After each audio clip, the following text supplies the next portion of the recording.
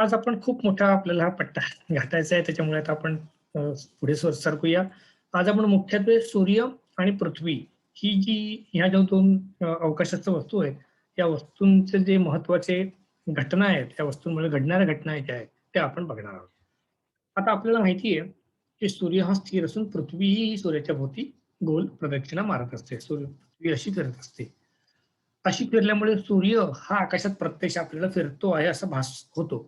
आणि सूर्याचा जो हा काही भासमान पट्टा आहे आकाशात फिरण्याचा, त्या पट्ट्याला आपण आज लक्ष केंद्रित करणार आहोत सुरुवातीच्या काही स्लाइड्सच्या वेळेला. आणि हा जो काही अ, पट्टा आहे याला झोडिएकल बेल्ट असं म्हटलं जातं. झोडिएकल बेल्ट.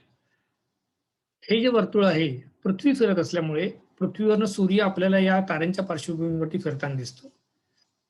आणि हा जो काही 360 अंशाचं हे जे काही वर्तुळ आहे, या वर्तुळाचे आपण 12 भाग केले समप्रमाणात 30 अंशाचे, तर या प्रत्येक भागाला आपण राशी असं म्हणतो. The imaginary path of sun in the space, this 360-degree path can be divided into 12 equal parts of 30 degrees each.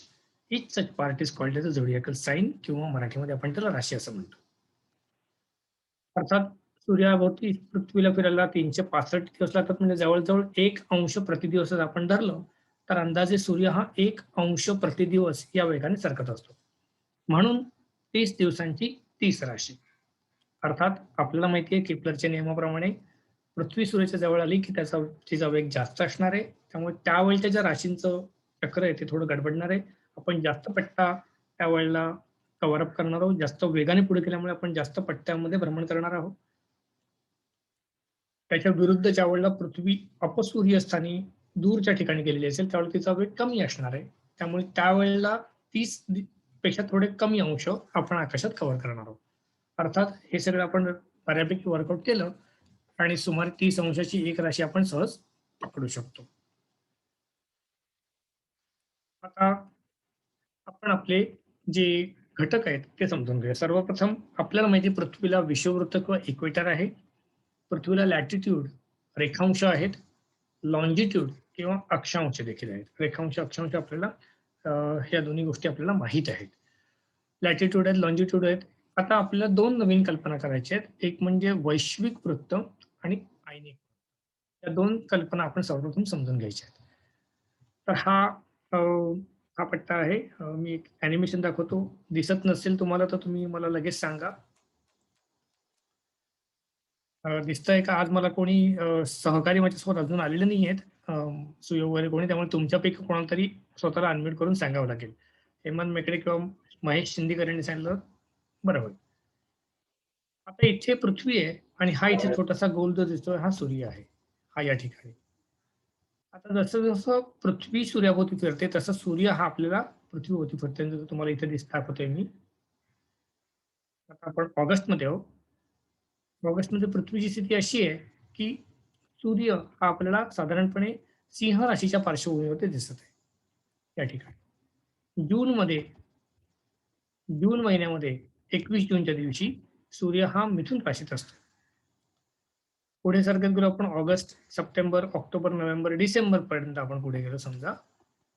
December महिन्यामध्ये सूर्य हा तुम्हाला दिसतो इथे धनु आणि कृत्तिका या दोघांचा इथे आहे. कृत्तिकेमध्ये या ठिकाणी स्कॉर्पियसमध्ये हा आपल्याला इथे सहज दिसत आहे. थोडं आपण पुढे गेलो अजून आणि जानेवारी महिन्यामध्ये आलो.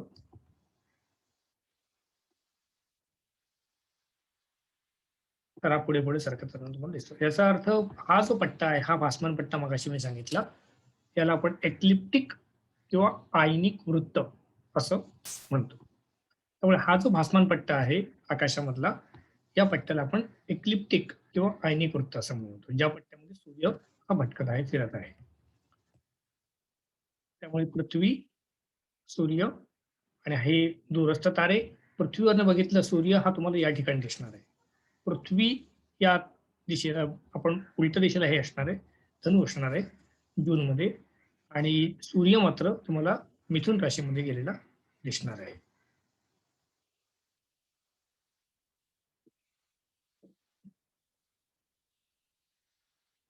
भागाचं आपण समजून घेणार आहोत. आता पुढे सरकूया.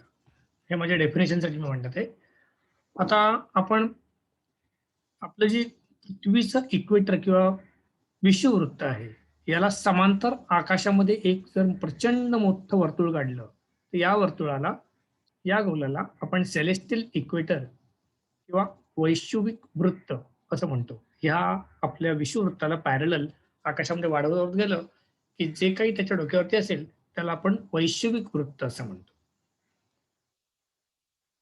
त्या उलट सूर्याचा जो काही भासमान पट्टा आहे फिरण्याचा, ज्या जसं सूर्य फिरणार आहे आणि पृथ्वी फिरणार असल्यामुळे सूर्य फिरतोय, तर तो जो काही पट्टा आहे त्याला आपण आयनिक वृत्त असं म्हणतो. आता आपल्याला माहिती आहे, पृथ्वीचा जो हा अक्ष आहे, हा 23.5 अंशांनी कललेला आहे. स्वतःच्या भ्रमण पातळीशी कललेला आहे. अर्थातच भ्रमण पातळी ही सूर्य पृथ्वी प्रतलामध्ये अर्थात आयनिक वृत्तावरती आहे. पण स्वतःच्या अक्षाभोवती फिरणं जे आहे ते कललेलं असल्यामुळे वैश्विक वृत्त आणि आयनिक वृत्त यांच्यामध्ये कोन तयार होतो. आणि हा कोन बरोबर आपल्या भ्रमण कलण्या एवढा असतो, 23.5 अंशाचा असतो. त्याच्यामुळे आपण ज्या वेळेला आपण इथे उभे आहोत, हा निरीक्षक आहे आणि क्षितिज समजा हे इक्वेटर आहे. आपण इक्वेटरवरती उभे आहोत, विषुववृत्तावरती उभे आहोत असं. तर आपल्याला अशी स्थिती जी आहे, हे आपलं सेलेस्टियल इक्वेटर आहे, आपला ध्रुवतारा आहे. हे मी पुन्हा समजून सांगतो, त्यामुळे इथे आता तुम्ही गोंधळून जाऊ नका. हे आपण आज पहिल्यापासून बघणार. मी एक छोटंसं ॲनिमेशन तुम्हाला सिम्युलेशन दाखवतो, म्हणजे तुम्हाला मला काय सांगायचं हे सुस्पष्ट कळेल.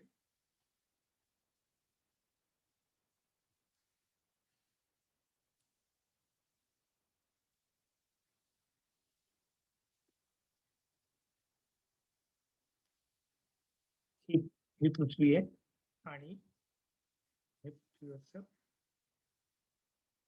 आता इक्वेटरला येऊया. प्रथम 0 अंशावरती. 0 अंशावरती असताना हे असं असणार आहे.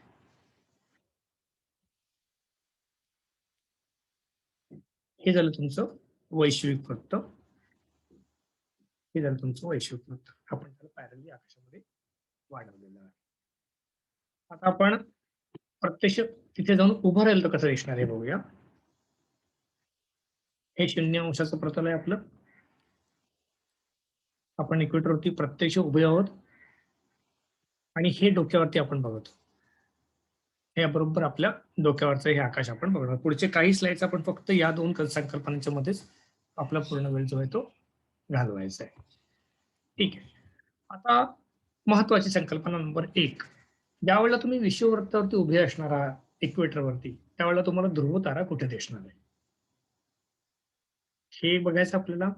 तर ध्रुवतारा जो असतो, त्याची क्षितिजापासूनची जी उंची असते, ही जी उंची आहे, ही त्याच्या अक्षांश एवढी असते. Exactly equal to the latitude. Exactly equal to the latitude of that particular place. So त्याचा अर्थ असा, तुम्ही ज्यावेळेला 0 अंशावरती असणार त्यावेळेला हा तारा हा बरोबर इथे दिसणार तुम्हाला 0 अंशावरती. जसं जसं मी उत्तरेला सरकायला सुरुवात कराल, जसे जसे तुमची लॅटिट्यूड जे ती हळूहळू वाढायला लागेल, तसं तसं तुमचा तारा हा वरती वरती यायला लागेल. म्हणजे तुम्ही ज्यावेळेला 19 अंश उत्तरावरती येणार त्यावेळेला हा तारा हा क्षितिजापासून 19 अंश एवढ्या अंतरावरती असणार. आणि हा आपल्याला हा हा हा कोण मोजायचा, तारा, निरीक्षक आणि उत्तर ध्रुव हा कोण. तुम्ही 90 अंशावरती गेलं तर नॅचरली हा तारा जो आहे तो बरोबर डोक्यावरती असणार. त्यामुळे हा कोण 90 अंशाचा असणार. हा कोण जो आहे हा तुमचा 90 अंशाचा कोण असणार आहे. आणि तुम्हाला माहिती आहे, तारा आणि 0 ही जी जोडणारी जी रेषा आहे, ही रेषा हा आपला अक्ष असेल तर त्या अक्षाशी 90 अंश कोण तुमचं सेलेस्टियल इक्वेटर किंवा वैश्विक वृत्त असणार आहे. बरोबर आहे. पुन्हा एकदा तुम्हाला मी या आकृतीकडे घेऊन जातो. ही 0 अंशाची स्थिती आहे.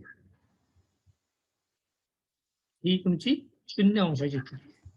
लॅटिट्यूड तुम्ही बरोबर विषुववृत्तावरती उभे आहात. आता मी वर सरकतो आणि 90 अंश जातो. हे तुम्हाला इथे दिसेल, हा माणूस 90 अंशावरती जाऊन उभा राहिलेला होता. या ठिकाणी 90 अंशावरती आहे. या 90 अंशाच्या स्थितीमध्ये असताना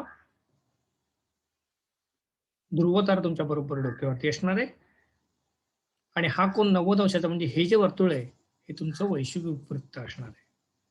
आता आपण याला स्विच करूया, निरीक्षकाच्या पातळीत जाऊया. ही स्थिती आहे, लक्षात घ्या.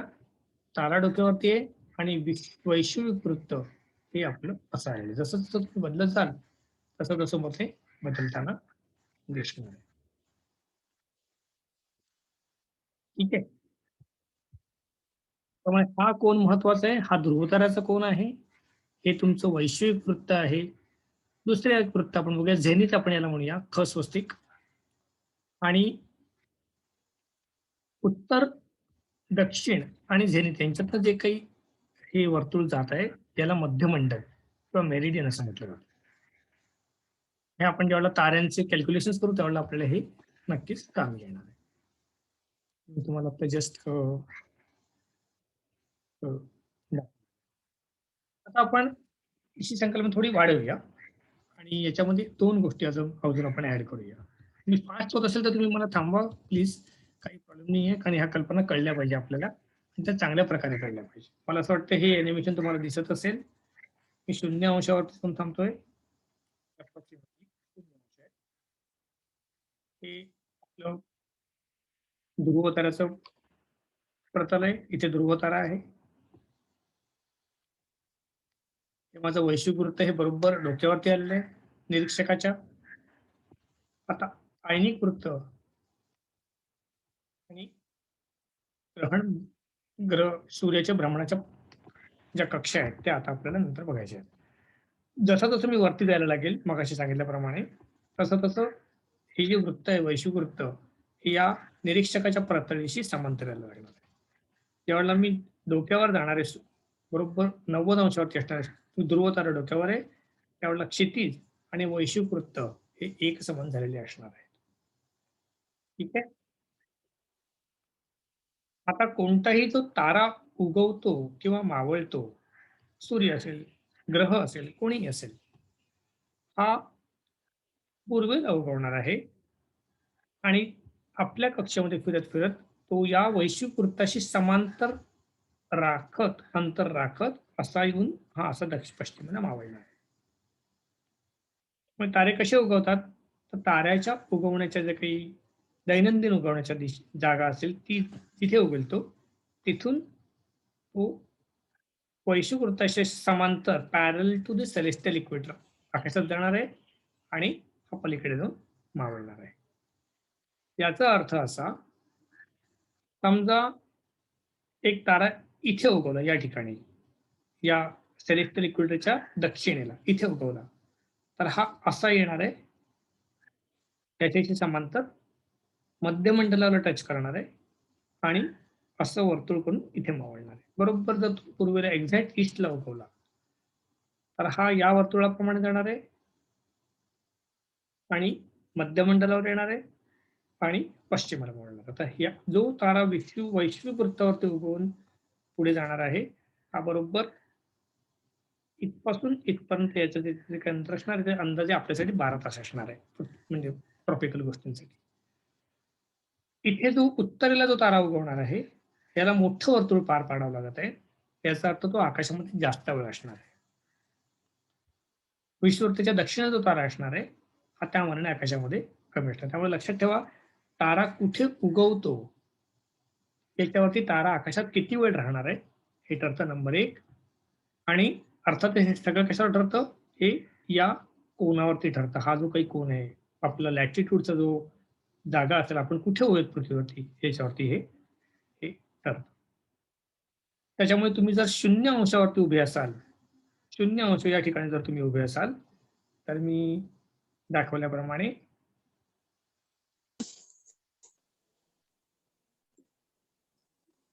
अंशावरती जर तुम्ही उभे असाल तर तारे हे इथे असे उगवणार आहे. मी एक तुम्हाला पाठ दाखवतो. इथे उगवणार आहे, मध्यमंडलावर येणार आहे आणि इथे जाऊन मावळणार आहे. इथे उगवणार आहे, मध्यमंडलावर जाऊन इथे मावळणार आहे. इथे उगवणार आहे आणि बऱ्यापैकी समांतर आहे. अर्थात हे वैश्विकवृत्ताला पॅरलल आहे. जेवढं हे दूर जाईल इथून या 0 अंशापासून इथे किंवा इथे तेवढं त्याचं आकाशात असण्याचा वेळ हा कमी असणार आहे. या ठिकाणी विषुववृत्तावरती उगवणारा तारा, वैषुववृत्तावरती उगवणारा तारा जास्तीत जास्त वेळ आकाशात असणार आहे. मी 19 अंश मुंबईला येऊया आपण. 19-20ला 19 अंशाची ठिकाणी आपण मुंबईचा अक्षांश आहे. हा कोण 19 अंशाचा कोण आहे. तारे असे उगवणारे उत्तर गोलार्धातील तारे आणि जास्त वेळ आकाशात असणारे, दक्षिण गोलार्धातील तारे त्या मानाने कमी आकाशात असणार आहे. कमी वेळ आकाशात असणार आहे. आपण जसं जसं वरती सरकायला लागू तसं तसं वैश्विक वृत्त या आपल्या वृत्ताशी पॅरल मध्ये येतोय. त्यामुळे हा तारा खूप जास्त वेळ आकाशामध्ये आहे आणि त्या मानाने हा तारा मात्र इथे उगवला आणि इथे पटकन मावळलेला आहे. हा उगवला आणि अवघ्या 3-4 तासात मावळला. व्हेरॅज हा दुसरा तारा मात्र उगवल्यानंतर त्याला भरपूर वेळ लागणार आहे. 16-17 तास लागणार आहे त्याला मावळायला. त्यामुळे जसं जसं तुम्ही उत्तर दिशेला सरकायला सुरुवात कराल, आता आपण एक्झॅक्ट उत्तरेला जाऊया. एक्झॅक्ट उत्तरेला हा तारा जो आहे, हा उगवल्यानंतर मावळलेलाच नाही. हा इथे गोल गोल फिरत राहिलेला आहे. आणि हा खालचा जो तारा असेल, हा मात्र कधीही उगवलेला नाही. अजून एक अॅनिमेशन ही कल्पना तुमच्या नीट लक्षात येईल. ही आपण आता जस्ट बघितली. त्याच्यामुळे आता 2 कल्पना आपण बघितल्या, तर मी तुमच्यासाठी रिपीट करतोय. एक म्हणजे नित्योदित तारे आणि एक नित्यास्त तारे. नेव्हर सेटिंग स्टार्स आणि नेव्हर रायझिंग स्टार.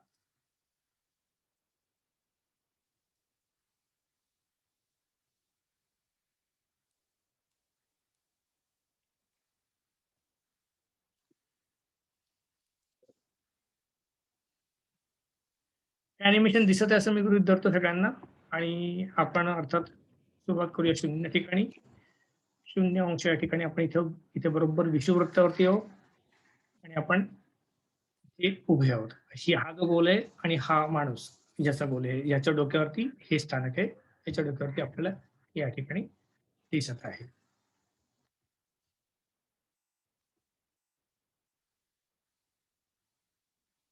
आता मी सोयीसाठी म्हणून काही तारे टाकतो आणि आपण 3 ठिकाणी तारे टाकूया. आपण मृग टाकूया, एक आपण सप्तर्षी टाकूया आणि एक दक्षिणेचा तारकासमूह टाकूया आणि याची लॉन्जिट्यूड आपण आपल्या जवळ आणून सोडूया त्याला. पूर्वेला आणून सोडूया.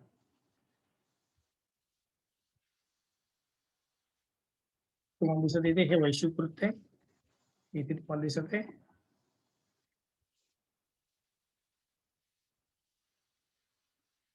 आता ही स्थिती आहे, मावळतीची स्थिती आहे. मावळलेला आहे. मृग हा गोल बघायचा तुम्हाला, ही तारे बघायची इथली. पूर्वेला मृग उगवलेला आहे आणि असं येऊन हे इथे मावळत आहे. सप्तर्षी उगवत आहेत या ठिकाणी. इथून जर तुम्ही बघितलं तर तुम्हाला सप्तर्षी उगवताना दिसणार. आपण उत्तरेच्या डोक्यावरती जाऊन बघत आहे. सप्तर्षी हे मावळले आणि सप्तर्षी आता उगवताना आपल्याला दिसणार आहे. आता आपण या ठिकाणी नंतर मुंबईच्या दिशेने येऊया. आता मुंबई 19 अंशाच्या आसपास आपण 19-20 अंशावरती आलोय. ही स्थिती आहे 19 अंशाची स्थिती आहे.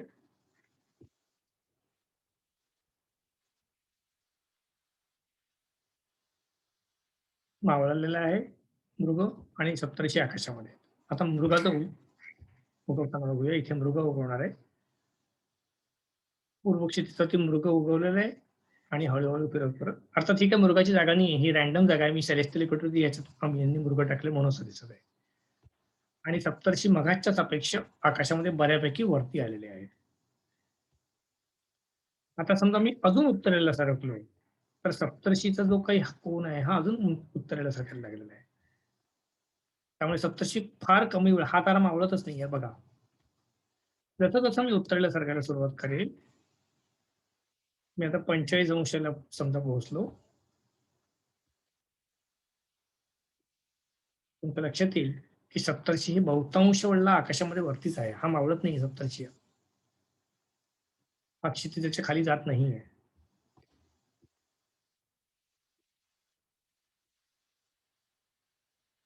याचा अर्थ 45 अंश या ठिकाणी सप्तर्षी हे सदैव आकाशामध्ये असणार आहे.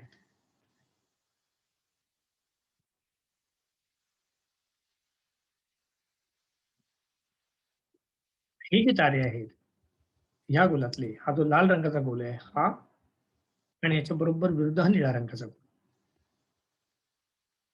तर आकाशामध्ये अक्षांश जेवढे आपण जसं जसं उत्तरेला आपण सरकायला लागू, तसा तसा हा जो गोल आहे याची त्रिज्याही मोठी मोठी होत जाणार आहे. याचा अर्थ या गोलाच्या आतले कोणताही तारा हा त्या ठिकाणच्या अक्षांशावरती त्या ठिकाणी उभे असताना मावळणार नाहीये, आणि याच्या बरोबर विरुद्ध हे जे तारे आहेत हे त्या ठिकाणी कधीही उगवणार नाहीयेत.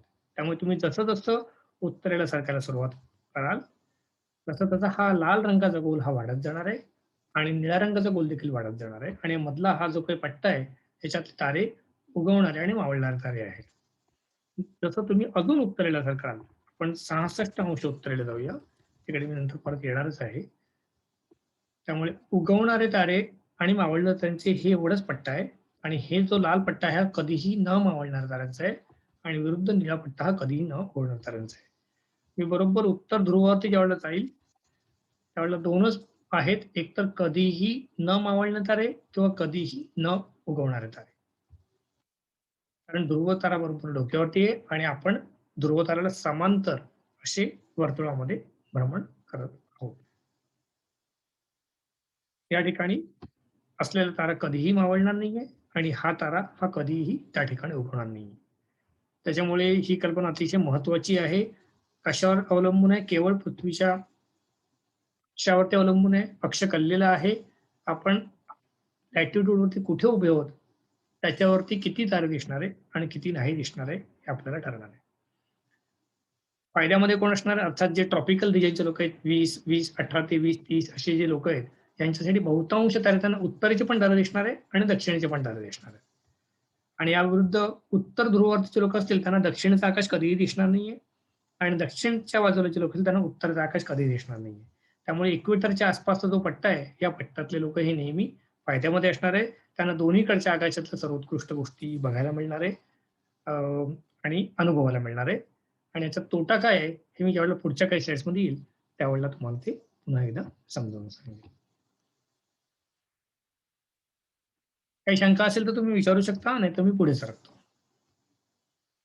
मी आज मला कोणी हे नाही, अजून माझे पार्टनर आलेले नाही आहेत, त्याच्यामुळे मी सध्या तुम्हाला चॅट बॉक्समध्ये बघू शकत नाहीये. तुम्ही हँड रेस केला किंवा सांगितलं माईक म्यूट करून अनम्यूट करून तरीही चालेल. ओके, आता आपण पुढे सरकूया. ही कल्पना मी आता तुम्हाला समजावून सांगितलेली आहे. सेलेस्टियल इक्वेटरला समान वर्तुळामध्ये आपल्याला सगळ्या गोष्टी घडतात. ही कल्पना जर तुम्हाला कळली असेल तर पुढच्या कल्पना कळणं हे तुम्हाला जास्त सोयीचं आणि सोपं ठरणार आहे.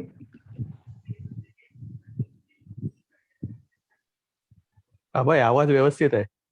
पृथ्वी आहे, आणि पृथ्वीच्या विषुववृत्ताला समांतर वृत्त आपण काढणार आहोत, आणि हे आपलं आयनिक वृत्त आहे. आता सूर्याचं जे भ्रमण आहे हे आपण बघणार आहोत, पुढचा टप्पा आहे. आणि सूर्य पण हा एक ताराच आहे, पण हा तारा जो आहे हा इतर ताऱ्यांच्या मानाने आकाशामध्ये जास्त प्रमाणात आपल्याला त्याचं सरकणं दिसतं. ते कसं दिसतं हे आपण बघूया, कारण हे अतिशय महत्वाचं आहे. प्रत्यक्षात लक्षात घ्या, सूर्य सरकत नाही. आपण पहिल्या काही स्लाइड्स मध्ये बघितल्याप्रमाणे सूर्य हा आकाशामध्ये स्थिर आहे, पृथ्वी त्याच्या अक्षाभोवती त्याच्या भोवती वर्तुळ करत आहे. ऍट द सेम टाइम पृथ्वीचा अक्ष कललेला आहे.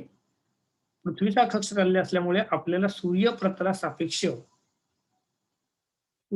जे आहे त्या सापेक्ष सूर्य हा वरती खालती होताना दिसणार आहे. दोन्ही प्रतल एकच असतं, समप्रतलात असते, तर भ्रमण अक्ष आणि परिवलन अक्ष सेम असल्यामुळे आपल्याला रोज सूर्य त्याच ठिकाणी होताना दिसला असता. पण प्रत्यक्षात तसं नाहीये. अक्ष कललेला असल्यामुळे कधीतरी पृथ्वीवरनं बघताना सूर्य हा 0° म्हणजे इक्वेटरच्या सापेक्ष वर गेलेला दिसतो, आणि कधीतरी तो खाली गेलेला दिसतो. आणि ही जे याला सूर्याचं दैनंदिन भ्रमण असं म्हटलं जातं. आपण हे कसं आहे हे थोडक्यात बघूया. आपण आपली सुरुवात जी करायची आहे ती 21 मार्चच्या दिवशी करायची आहे. 21 मार्चच्या दिवशी सूर्य हा हा या ठिकाणी हा बरोबर विषुववृत्ताच्या वरती आहे. अर्थात वैश्विक वृत्ताचं प्रतल आणि आयनिक वृत्ताचं प्रतल यांचा जो छेदन बिंदू आहे, हा पॉईंट जो हा नोड पॉईंट आहे. सूर्य हा 21 मार्चला बरोबर या पॉईंट वरती असतो. म्हणजेच इक्वेटरवरती जर तुम्ही उभे असाल तर सूर्य बरोबर त्यावेळेला डोक्यावरती असतो. ही जी स्थिती आहे याला इक्विनॉक्स पॉइंट असं म्हणतात. मराठीमध्ये वसंत संपात बिंदू म्हणतात. इंग्रजीमध्ये त्याला वर्नल इक्विनॉक्स असं म्हणतात. या स्थितीनंतर सूर्य जो आहे हा आपल्याला हळूहळू उत्तर 0 सापेक्ष उत्तरेला सरकताना दिसणार आहे. 0 सापेक्ष उत्तरेला सरकताना रोज त्याचा जो पोझिशन आहे हे हळूहळू हळूहळू बदलत जाणार आहे. आज इकडे उगवलाय, थोडा उद्या वरती सरकलाय, थोडा वर सरकलाय, थोडा वर सरकलाय आणि सो ऑन सो फोर्थ हा वरती जात जाणार आहे.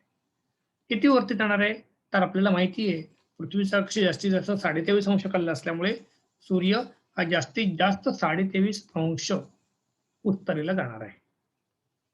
आणि हे जायला त्याला 21 मार्च पासून 21 जून पर्यंतचा वेळ लागतो. आणि 21 जून या दिवशी हा बरोबर सर्वोच्च उत्तर बिंदूवरती असतो. याला आपण मराठीमध्ये विष्टंभ म्हणतो किंवा इंग्रजीमध्ये त्याला समर सोल्स्टिस असं म्हटलं जातं आणि दिवस 21 जूनचा आहे. सूर्य कुठे? सूर्य हा विषुववृत्तासापेक्ष उत्तरेला सरकलेला आहे आणि तो बरोबर 23.5 उत्तर ही जी काही लॅटिट्यूड आहे त्या लॅटिट्यूडच्या वरती रोखलेला आहे. अॅनिमेशन मध्ये क्लिअर होऊन जाईल. पुढे सरकूया. पुढे गेल्यानंतर सूर्य हा त्या ठिकाणानंतर परत खाली जायला लागणार आहे. खाली म्हणजे 23.5 उत्तरेकडनं खालच्या दिशेला जायला लागणार आहे. म्हणजेच या दिवसाच्या नंतर विष्टंभ किंवा समर सोल्स्टिस नंतर सूर्य ची दक्षिण दिशेची मार्गक्रमणाला सुरुवात झालेली आहे आणि म्हणून हा जो पट्टा आहे त्याला आपण दक्षिणायन असं म्हणतो. या पॉइंटला दक्षिणायन आरंभ असं म्हटलं जातं. दक्षिणायनाला याने सुरुवात केलेली आहे. इथून 23 डिसेंबर पर्यंत सूर्य दक्षिणायनामध्ये असणार आहे. दैनंदिन स्थिती ही बदलत चाललेली आहे. अर्थातच काही दिवसांनंतर पुन्हा तो एकदा या छेदनबिंदूवरती येणार आहे. म्हणजे त्या दिवशी आयनिक वृत्त आणि वैश्विक वृत्ताचं प्रतल जिथे छेदतं त्या 0 ठिकाणी सूर्य असणार आहे. हा दिवस 22 सप्टेंबरचा आहे. पुन्हा एकदा संपात दिवस आहे. त्याला आपण शरद संपात किंवा ऑटोमनल इक्विनॉक्स असं म्हणतो. सूर्य त्याच्यानंतर विषुववृत्तासापेक्ष दक्षिणेला सरकताना दिसणार आहे आणि पुढे टप्प्याटप्प्याने जातो 23.5 दक्षिण या ठिकाणी पोहोचणार आहे. त्याला आपण अविष्टंभ किंवा विंटर सोल्स्टिस असं म्हणतो. हे झालं सूर्याचं भ्रमणचक्र. वसंत संपात, विष्टंभ, शरद संपात आणि अविष्टंभ. आता ह्या स्थिती बघितल्या आपण. या स्थिती ज्या आहेत त्या आकाशात कशा असतील हे आपण बघूया. तो प्रत्यक्ष ज्यावेळेला तुम्ही पृथ्वीवरती उभे असाल आणि आकाशामध्ये सूर्य बघत असाल त्यावेळेला 21 मार्च किंवा 21 सप्टेंबर हा जो दिवस असेल या दिवशी सूर्य बरोबर पूर्वेला उगवणार आहे. एक्झॅक्ट पूर्वेला 0 म्हणूया आपण. आणि आकाशात जाणार आहे, मध्यमंडलावरती येणार आहे आणि परत जाऊन मावळणार आहे. हा 12 तासाचा पट्टा मगाशी मी सांगितल्याप्रमाणे बरोबर 12 तास यायला लागणार आहे या भ्रमणाला. या विरुद्ध 21 जूनचं जे प्रतल असणार आहे ते उत्तरेला असणार, सर्वोत्कृष्ट उत्तर असणार, मॅक्सिमम नॉर्थ. या दिवशी ह्या बिंदू सापेक्ष 23.5 उत्तरेला सूर्य उगवणार आहे आणि प्रचंड मोठं प्रतल पार करून हा इथे मावळणार आहे. अर्थात मी मगाशी सांगितल्याप्रमाणे हे प्रतल मोठं आहे त्याच्यामुळे सूर्याला आकाशामध्ये जास्त वेळ आपल्याला बघता येणार आहे. म्हणून हा आपल्यासाठी सर्वात मोठा दिवस असणार आहे. याचा अर्थ 21 मार्चच्या नंतर सूर्य जसा वरती सरकायला लागेल तसा दिवसाची लांबी ही वाढत जाणार आहे आणि ही 21 जून सर्वोच्च असणार आहे. नंतर सूर्य पुन्हा दक्षिणेला सरकायला सुरुवात करणार, दक्षिणायन आरंभ झालेला आहे. असं करत करत सूर्य हा पुन्हा एकदा विषुववृत्ताच्या डोक्यावरती येणार आहे, वैश्विक वृत्तावरती येणार आहे. 21 किंवा 22 सप्टेंबरचा दिवस आहे. पुन्हा 12 तासांचा दिवस आहे आणि म्हणूनच 12 तासांची रात्र आहे. इक्विनॉक्स म्हणजे समप्रमाणात दिवस, समप्रमाणात रात्र पृथ्वीवरती कुठेही गेला तरी. नंतर आपल्यासाठी सूर्याचं दक्षिणेला मार्गक्रमण सुरू आहे. सूर्य दक्षिण दिशेला चाललेला आहे.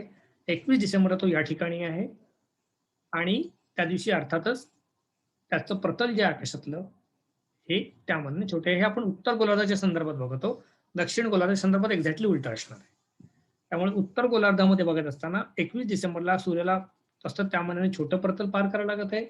अर्थात त्या दिवशी सर्वात छोटा दिवस असणार आहे, म्हणूनच सर्वात मोठी रात्र असणार आहे. ठीक आहे. आता या कल्पनेसाठी आपण एक अॅनिमेशन बघूया. एकामागोमाग आपण 2 अॅनिमेशन बघणार आहोत. त्याच्यातनं ह्या दोन्ही कल्पना मी तुम्हाला समजून सांगतो. पण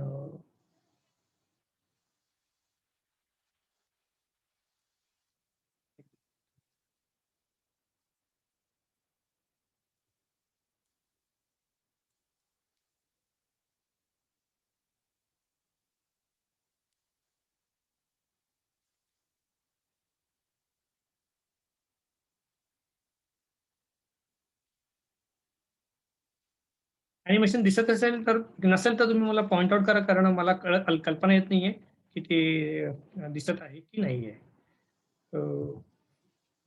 हे आपण सन मोशनचं बघणार आहोत आणि त्यासाठी पाथ ऑफ सन हे मी थोडक्यात तुम्हाला अर्थ दाखवतो. आपण मी सांगितल्याप्रमाणे मुंबईसाठी बघूया. 19 अंश हा ठिकाणी आपण बघूया आणि आपण 21 मार्चच्या दिवशी बघायला सुरुवात करत आहोत. 21 मार्चच्या दिवशी बघा प्रतलामध्ये बरोबर डोक्यावरती आपल्याला हे दिसत आहे. हे आयनिक वृत्ताचं प्रतल आहे लाल रंगाचं आणि पिवळ्या रंगाचं प्रतल हे वैश्विक वृत्ताचं प्रतल आहे. दोघांचा छेदनबिंदू या ठिकाणी आहे. आता मी सुरुवात केली पुढे जायला, तर हळूहळू पुढे सरकत 21 जूनच्या दिवशी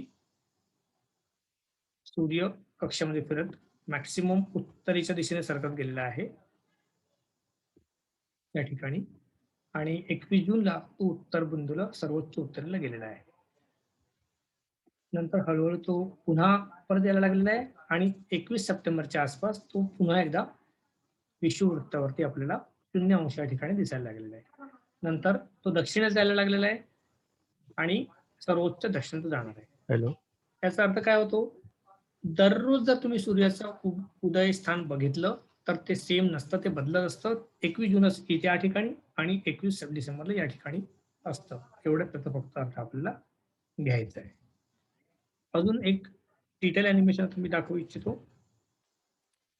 पुढच्या स्लाइडमध्ये आणि याच्यामध्ये मी या सर्व संकल्पना एकत्रित पुन्हा एकदा समजून सांगणार. जर कळल्या नसतील तर तुम्ही मला थांबवून लगेच विचारा, कारण पुढे सरकल्यानंतर मग आपल्याला थोडं कठीण पडायला लागेल ते.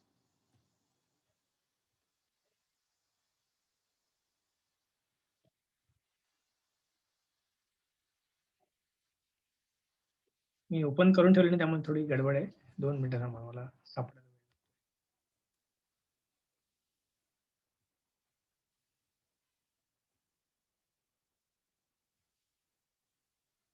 आता काही वेळ जो असेल तो मी या एका पर्टिक्युलर स्लाइडवरती घालवणार आहे आणि याच्या सहाय्याने मी या संकल्पना ज्या आतापर्यंत मांडलेल्या त्या पुन्हा एकदा समजून सांगण्याचा प्रयत्न करणार आहे. काही डाऊट असेल तर तुम्ही लगेच मला थांबवा आणि विचारा. अॅनिमेशन दिसत असं मी गृहीत धरतो. दिसत नसेल तर कोणीच पण एका पार्टिसिपंटने प्लीज मला सांगा की ते दिसत नाहीये. आपण हॅलो. 0 अंशाला सुरुवात करूया. Equator hello Abhay. Let us say we are on equator. 0 अंश थोडं खाली आहे, हरकत नाही. अभय. 0 अंशावरती मी आहे आणि मी 21 मार्च या दिवसाला हॅलो अभय. सुरुवात करू इच्छितो. पहिले तुम्ही एक तुम्हाला एक्लिप्टिक दाखवतो. दुपारी 12ची वेळ आहे, त्या स्थितीला आपण येणार. 21 मार्च ठेवायचं, मला मेल नाही, सॉरी.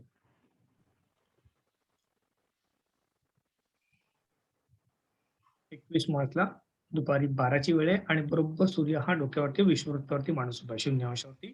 सावली दिसत नाही, लक्षात घ्या. सावली दिसत नाही कारण सूर्य बरोबर त्या या डोक्यावरती आलेला आहे. ठीक आहे.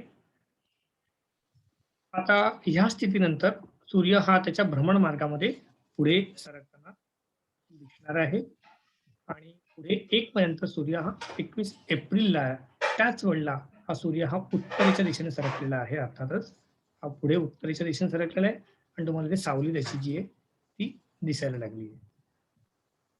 मी जर सुरू केलं भटकंती तर सूर्य तुम्हाला दैनंदिन त्याचं उगवण आणि मावळणं दिसायला लागेल आणि रोज जी सूर्याची उगवण्याची स्थिती आहे ती जर आपण मॉनिटर केली तर ती बदलत जाताना आपल्याला दिसायला लागेल.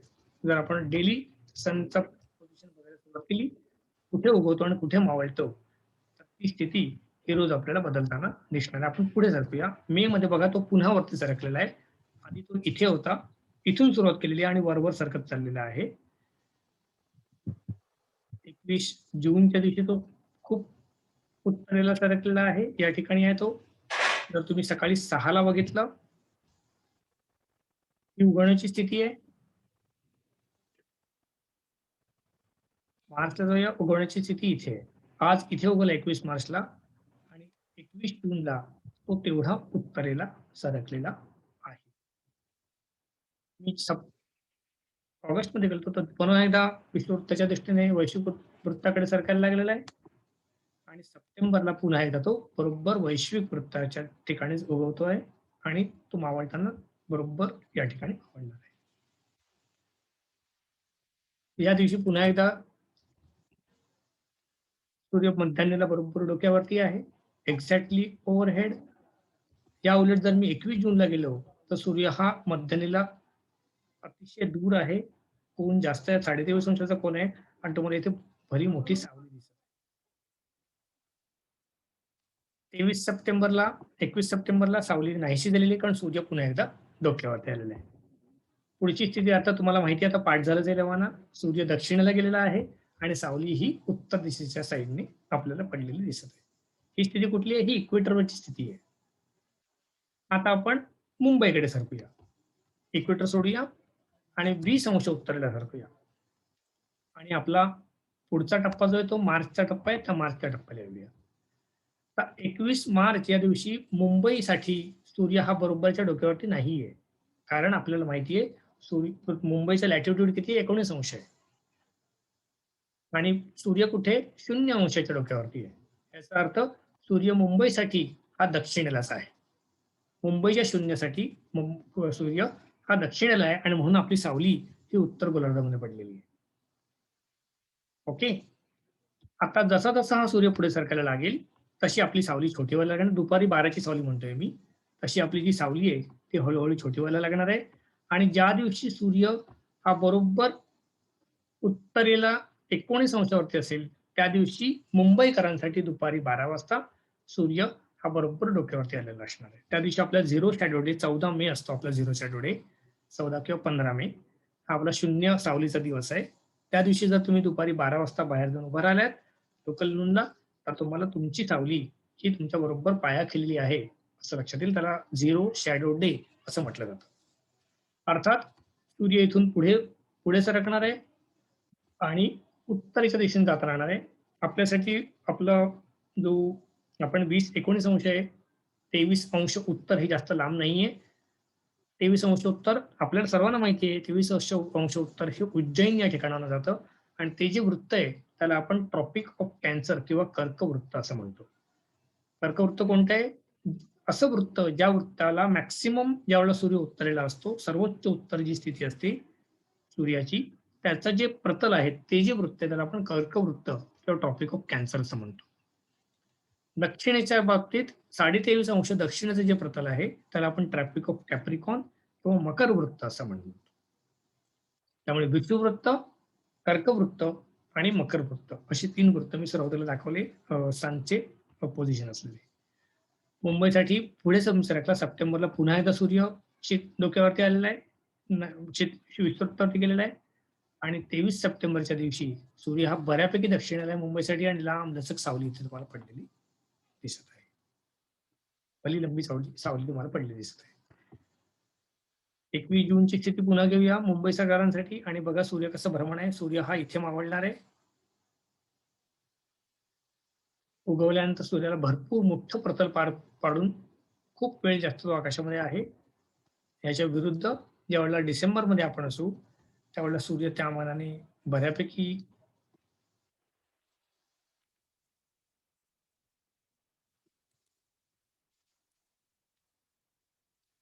उगवणार इथे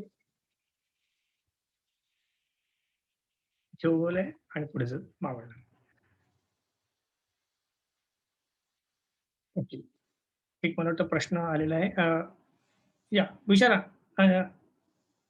अनिरुद्ध सर विचारा तुम्ही प्रश्न. अनम्यूट करून विचारा. हा माईक ओपन हा ठेवा. Sir yes. मला असं विचारायचं होतं की जर 23.5 उत्तर ते 23.5 दक्षिण कदाचित चुकून झालं. याच्यामध्ये आता सूर्याचं ही भ्र- जी स्थिती आपण एक इथे बघितली, आता आपण उत्तरेला सरकूया. अजून उत्तरेला जसं जसं आपण उत्तरेला तसा हा ध्रुवतारा वरती वरती यायला लागलेला आहे. आपण 70 अंश उत्तरेला जाऊया. 70 अंश उत्तरेला आपण गेलेलो आहोत आणि आपण आपली स्थिती पुन्हा एकदा मार्च मध्ये सुरू करूया. ही कल्पना मी पुन्हा पुन्हा आणणार आहे आजच्या लेक्चरमध्ये. अनेक वेळेला ही कल्पना तुम्हाला ऐकावं लागणार. अक्षरशः आपल्याला असं वाटेल की किती वेळ मी हे सांगणार आहे, पण काही इलाज नाही आहे. ही कल्पना एकदा कळली की कायमस्वरूपी तुमच्या डोक्यात घट्ट बसते. सकाळी 6ची स्थिती मी बघत आहे आणि 21 मार्चचा दिवस आहे. सूर्य इथे उगवलेला आहे आणि पटकन मावळून हा इथे मावळून झालेला आहे. अर्थात या ठिकाणी पण सूर्याचा नंतर हळूहळू हा सूर्य जो आहे हा प्रतल वर सरकत चाललेला आहे आणि सूर्याचं जे भ्रमण काही कक्षा ही बघा तुम्ही. आता सूर्य मावळण्याची वेळ जी आहे ती अतिशय कमी झालेली आहे. मी प्रतल फिरवतो, मावळती दाखवतो. आता इथे सूर्य मावळणार आहे, हा मावळलाय आणि हा लगेच उगवलेला आहे. याचा अर्थ उत्तर गोलार्धामध्ये 70 अंशाच्या ठिकाणी प्रचंड मोठा दिवस आहे आणि अतिशय एवढीशी छोटीशी रात्र आहे. अवघ्या काही तासांची रात्र त्या ठिकाणी आहे. खूप कमी वेळ मावळतोय. हा इथे मावळायला सुरुवात झालेली सूर्याची आणि अवघ्या 2, 2.5, 3 तासामध्ये हा पुन्हा उगवतोय. ही झाली 9 मेची स्थिती. थोडं अजून पुढे सरकूया. थोडं पुढे सरकलो कालावधी की हे जे मावळण्याचं प्रमाण आहे हळूहळू अजून कमी होत चाललेलं आहे. आता अवघ्या अर्ध्या 1 तासाचा सूर्य मावळला, इनफॅक्ट पूर्ण मावळला पण नाहीये, अर्धाच मावळलेला आहे. जसं आपण पुढे सरकू आणि जूनच्या जवळी तोडला बघा सूर्य मावळे नसं झालेले आहे. क्षितिजाला फक्त टच करतोय आणि तो वरतीच राहतो. याचा अर्थ या दिवशी उत्तर गोलार्धामध्ये 70 अंश उत्तरेला सूर्य मावळतच नाहीये, तो सदैव आकाशात असतो. हा झाला पूर्ण 24 तासांचा दिवस. सर ते मावळण्याची आणि आता ज्यावेळेला उगवण्याची तुम्ही जरा हळू करा. 90 अंशाच्या ठिकाणी पोहोचाल, हळूहळू वरती जातात, तर ही स्थिती ही सूर्य हा 23.5 अंश उत्तरेला आहे विषुववृत्तासापेक्ष आणि तो वैश्विकवृत्ताला पॅरलल असा फिरत बसतोय. तुमचं लक्षात येईल की या ठिकाणी सूर्य बिलकुलच मावळत नाहीये. कधीपासून होते हे पण बघू शकतो आपण.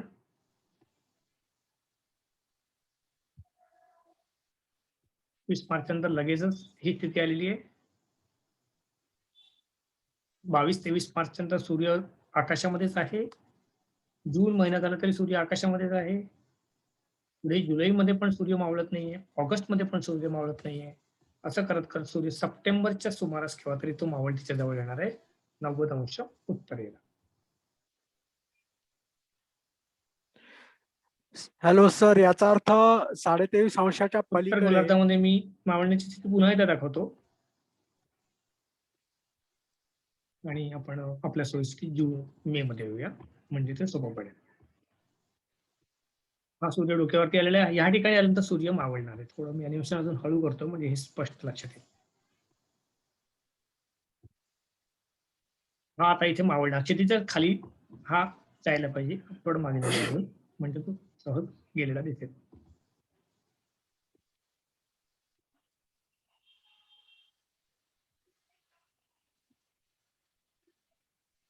हा सूर्य आकाशामध्ये आपला छानपैकी भला मोठा दिवस आहे.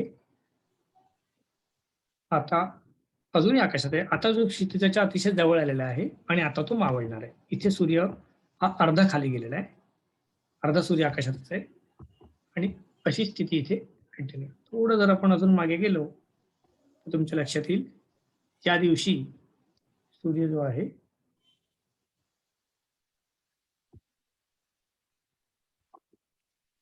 हा उगवला आहे इथे आणि हा जर आपण मागे सरकवला याला, आता बरोबर क्षितिजावरती आहे. थोडा अजून मागे घेतो म्हणजे आकाशात आहे तो. आता पुढे सरकलो आपण, हा इथे मावळतीला सुरुवात झालेली आहे. दुपारी रात्री साधारणपणे 11:30 वाजता 10:30 वाजता सूर्य मावळलेला आहे. इथे बघा घड्याळ दिसत 10:30 वाजता मावळलेला आहे आणि मध्यरात्री 12 वाजता, 1 वाजता, 1:30 वाजता पुन्हा क्षितिजाच्या वरती यायला लागलेला आहे. साधारणपणे 2-2:30 वाजता, पहाटे 3 वाजता सूर्य पूर्णपणे वरती आला. म्हणजे रात्री 1 ते 3 एवढंच आपला दिवस आहे, रात्र आहे. बाकी सगळी जी आहे ती आपली दिवसाची स्थिती आहे. कल्पना लक्षात आलेली आहे? त्याच्यामुळे सूर्य आकाशामध्ये कुठे किती वेळ दिसतो हे तुम्ही कुठे आहात उभे याच्यावरती अवलंबून असतं. तुम्ही मुंबई सारख्या ठिकाणी जर उभे असाल, मुंबई पुणे भारतात बहुतांश काश्मीरचे टोकं सोडले तर भारतात बहुतांश कोणत्या ठिकाणी जर तुम्ही उभे असाल तर वर्षभर सूर्य आपल्याला बऱ्यापैकी चांगला दिसतो. आणि आपल्याला कल्पना आहे 21 जूनच्या सुमारास जास्तीत जास्त मोठा दिवस आपला 13 तासांचा असतो अंदाजे.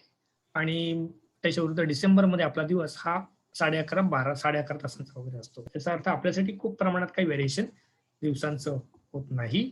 आपल्यासाठी सूर्य हा आकाशामध्ये बहुतांश वेळ असतो आणि म्हणून आपण ट्रॉपिकल पिरियड याला म्हणू शकतो. आता सर मी ज्यांनी प्रश्न लक्ष विचारू दिलं असेल का? त्यांच्यासाठी पुन्हा एकदा हे बघा, हे 2 वृत्त आपल्याला दिसत आहे आणि जसं जसं मी हे पुढे सरकायला सुरुवात करेल तसं तसं हे वृत्त दूर दूर जाताना दिसेल तुम्हाला. एनिवे, सो इव्हेंच्युअली तुम्ही हे अॅनिमेशन पुन्हा पुन्हा बघू शकाल आणि या व्हिडिओला परत बघितलं तर तुमच्या हे लक्षात येईल. आता दक्षिण जर तुम्ही गेलं जायची उलटी स्थिती असणार आहे हे लक्षात ठेवा. दक्षिण जर तुम्ही जायला सुरुवात कराल तर आपण जे उत्तरेला बघितलं त्याच्या एक्झॅक्ट उलट असणार आहे. आपल्यासाठी 21 जून मोठा दिवस आहे, त्यांच्यासाठी 21 डिसेंबर हा सर्वात मोठा दिवस असणार. बाकी सगळ्या गोष्टी ह्या सेमच असणार आहे. बाकी सगळ्या गोष्टी ह्या तशाच आपल्याला दिसणार आहे. मला वाटतं ही कल्पना बऱ्यापैकी मी चांगल्या प्रकारे समजून सांगितलेली आहे. मी पुढे सरकताना त्याचं व्याख्यान संपणार नाही आज. प्रत्यक्ष आकाशामध्ये जे मी म्हणतोय हे काय दिसतं, सूर्य बदलतो जातो इकडे तिकडे म्हणजे नेमकं काय होतं तरी काय, तर प्रत्यक्ष असं होतं. लक्षात घ्या, हा खरा फोटो आहे. हा फोटो उदयपूरवरनं काढलेला फोटो आहे आणि हा फोटो आपल्याकडे अभिजित जुवेकर नावाचा आपला एक फोटोग्राफर आहे मुंबईतला, त्याने काढलेला फोटो आहे. दैनंदिन उगवताना सूर्य कुठे उगवतो त्याचा फोटो काढलेला आहे आणि वर्षभर काढून त्याच ठिकाणी त्याचं कोलाज केलेलं आहे. 7 जूनला सूर्य या ठिकाणी उगवलेला आहे या बिल्डिंगच्या पार्श्वभूमीवरती आणि 15 मार्चला इथे उगवले. याचा अर्थ 15 मार्च पासून सूर्य दैनंदिन असा इकडे सरकत 19 एप्रिलला इकडे, 10 मेला इकडे आणि 7 जूनला इकडे उगवलेला आहे. 21 जूनला तो इथे कुठेतरी असेल आणि परत तो उलटा फिरायला आहे आणि 21 मार्चला पुन्हा तो इथे उगवेल आणि नंतर दक्षिणला या साईडला सारखायला सुरुवात करेल. त्याच्यामुळे तुम्ही जर गळ्यामध्ये येणारं उन्हाचे कवडसे बघत असाल तर ते हिवाळ्यामध्ये वेगळे असतात, उन्हाळ्यामध्ये वेगळे असतात. त्याचं कारण अर्थातच हे.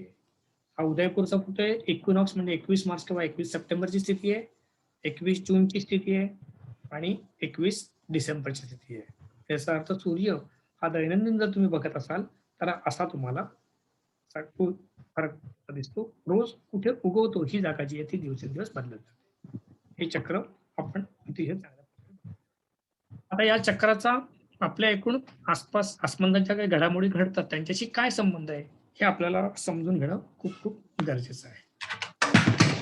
आणि हे अर्थातच ऋतुचक्र जे आहे आपलं अख्खं हे या सूर्याच्या ह्या पृथ्वीच्या सूर्याभोवतीचं भ्रमण, revolution of earth around sun आणि पृथ्वीच्या स्वतःच्या अक्षाभोवती जे रोटेशन आहे, परिवलन जे आहे त्याच्यामुळे होणाऱ्या ह्या घडामोडी आहेत.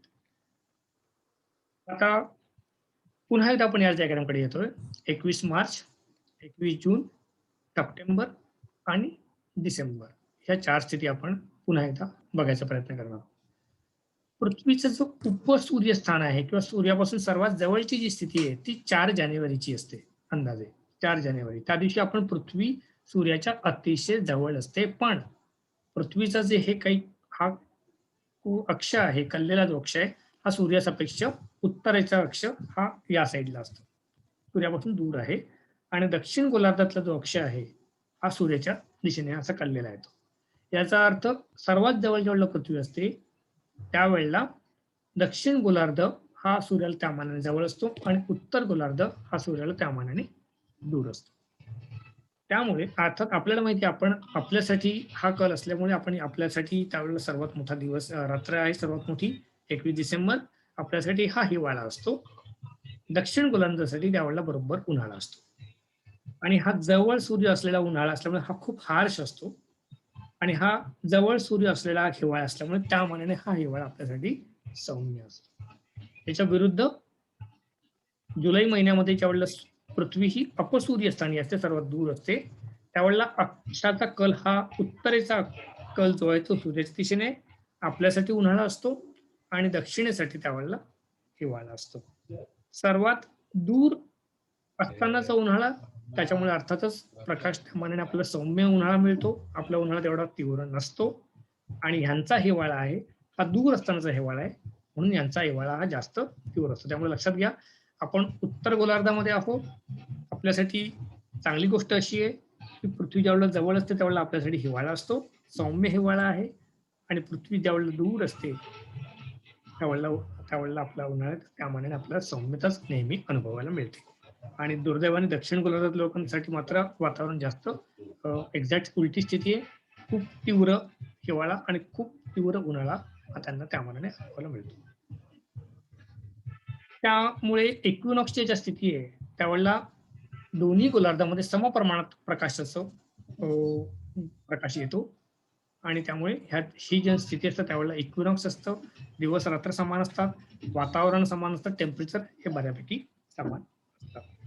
यावेळेला स्प्रिंग आणि यावेळेला ऑटम असं आपण म्हणतो. आता लक्षात घ्या, समजा हा कल नसता, हा 23.5 कल नसून हा जर 0 असता तर विषुववृत्त, वैश्विक वृत्त आणि आयनिक वृत्त समप्रतलात राहिले असते. सूर्याचं हे जे काही भासमान वरती खालती जाणं आहे, उत्तरेला दक्षिणेला भटकणं आहे, दैनंदिन हे राहिलं नसतं. आणि पृथ्वीवरती सर्वत्र सदैव 12 तासांचा दिवस आणि 12 तासांची रात्र राहिलेली नंबर आहे. त्यामुळे ज्यावेळेला सर्वात आपण जवळ असतो त्यावेळेला सगळीकडे उन्हाळा असता आणि सगळ्यात दूर असू त्यावेळेला सगळीकडे आपल्याला हिवाळा मिळाला असता. त्यामुळे जे काही व्हेरिएशन्स आहेत ऋतुचक्रातले ते काय आपल्याला बघायला मिळाले नसते. सीझनचं अॅनिमेशन एक दाखवतो तुम्हाला, म्हणजे हा मुद्दा चांगल्या प्रकारे समजला जाईल. आणि हे अॅनिमेशन खूप चांगलं आहे, खूप सहज प्रकारे त्यांनी ही संकल्पना समजून सांगितलेली. आपण बघणार आहोत की ऋतुचक्र हे कसं बदलत. मला असं खात्री आहे की सगळ्यांना दिसत आहे.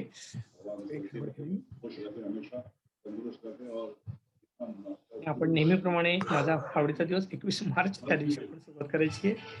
21 मार्चच्या दिवशी. आणि जरा मी याला बरोबर 0 आणून ठेवतो. 0 आलेलो विषुववृत्तावरती माणूस उभा आहे आणि विषुववृत्तावरती हा माणूस उभा आहे आणि बरोबर सूर्य त्याच्यासाठी डोक्यावरती आहे. सूर्य त्याच्यासाठी बरोबर डोक्यावरती. आणि तुम्हाला दिसतंय की हे जे प्रकाश किरण आहेत हे सगळीकडे समप्रमाणात पडत आहे. हा कोन जो आहे हा बऱ्यापैकी 90 अंशाचा आहे. तुम्हाला सगळीकडे समप्रमाणात सूर्य प्रकाश हा पडताना दिसत आहे. तर मी पुढे सरकायला सुरुवात केली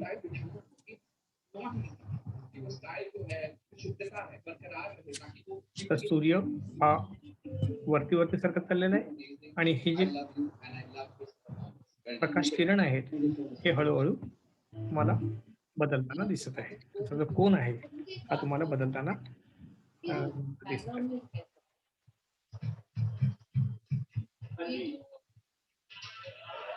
ऑर्बिट व्ह्यू मध्ये कुठे आहे मी? ऑर्बिट व्ह्यू मध्ये मी पुढे पुढे सरकत चाललो. ऑर्बिट व्ह्यू बघत नाही मी तुम्हाला. पृथ्वीवर सूर्याचा हा टिपा बघायचा आहे. जसं तसं मी उत्तरेला सरकतो 21 जूनच्या दिशेने. इथे लक्षात घ्या सूर्य हा वर सरकताना दिसतो आयनिक वृत्तावरती. असं करत करत मी 21 जून त्या दिवशी सूर्य हा सर्वोच्च वरती गेलेला आहे. इथे लक्षात येईल तुमच्या हा कोन 23.5 अंशाचा आहे आणि सूर्य हा सर्वोच्च वरती कोणाचा तरी चालू आहे, सर्वाधिक वरती हा सूर्य जरा गेलेला तो आहे. बंद केला तर बरं. या दिवशी विषुववृत्तावरती जो माणूस उभा असेल त्याच्यासाठी हे सर्वात वाकडे असे प्रकाश किरण त्याला येताना दिसत आहे सर्वात. आणि इथे लक्षात हा दिवस खूप मोठा आहे आणि इथे मात्र दिवस त्या मानाने खूपच छोटा आहे. ओके, मी जसं जसं पुढे सरकायला सुरुवात करेल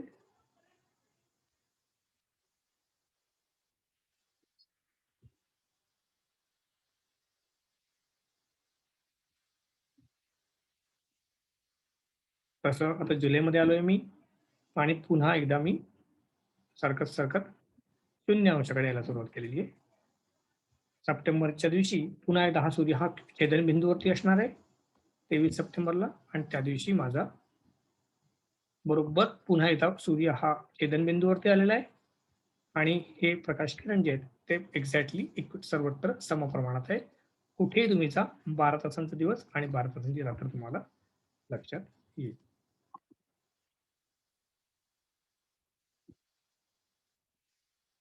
ओके. पुढे सरकूया आपण. आता सूर्य दक्षिण दिशेचा त्याचा प्रवास सुरू झालेला आहे. पुढे कंटिन्यू केला त्याने दक्षिणायन सुरूच आहे आणि हळूहळू करत सूर्य हा 21 डिसेंबरच्या स्थितीला सर्वोच्च दक्षिणेला पोहोचलेला आहे. हा जो कोन आहे हा बघायचा आहे. 23 सप्टेंबरच्या डिसेंबरच्या दिवशी हा जो कोन आहे, हा सूर्याचा हा जो कोन आहे, हा कोन तुम्हाला बघायचा आहे. हा 23.5 अंश एवढा झालेला आहे. 23.5 अंश एवढा झालेला आहे. हा 23.5 अंश हा कोन झालेला आहे आणि सूर्य हा दक्षिणेला कर्क वृत्तावरती मकर वृत्तावरती आलेला आहे आणि किरण हे तुम्हाला असे येताना दिसत आहेत. ठीक. आता आपण पुढच्या स्थितीला येऊया. मार्च मध्ये येऊया. पुन्हा शून्य स्थिती आली आहे. आता आपण उत्तरेला सरकूया. आपण 20 अंश आपल्या मुंबईसाठी बघू कसं असणार आहे. मुंबईची स्थिती साधारणपणे 19-20 अंशाची आहे. या दिवशीची स्थिती बघा पुन्हा एकदा 21 मार्च आहे. हा कोन 90 अंश नाही आहे वाकडलं, कारण आपण सूर्य या ठिकाणी आहे क्षितिजावर विषुववृत्तावरती, आपण या ठिकाणी आहोत. जसं आपण पुढे सरकायला सुरुवात करू,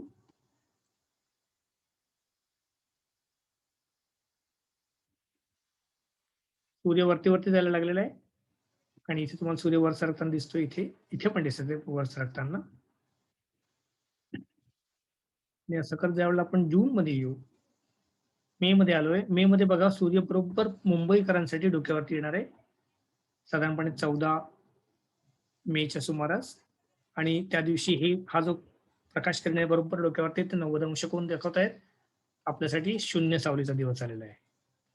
इथून सूर्य पुढे सरकणार आहे 21 जून साठी. पुढे जाणार आहे हळूहळू. इथे वरती चढत येतो, अर्थात आकाशामध्ये तो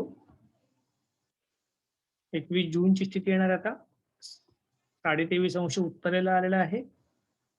आपल्यापेक्षा वर चालला गेलेला आहे आणि हा कोन जो आहे हा पुन्हा एकदा बदललेला आहे.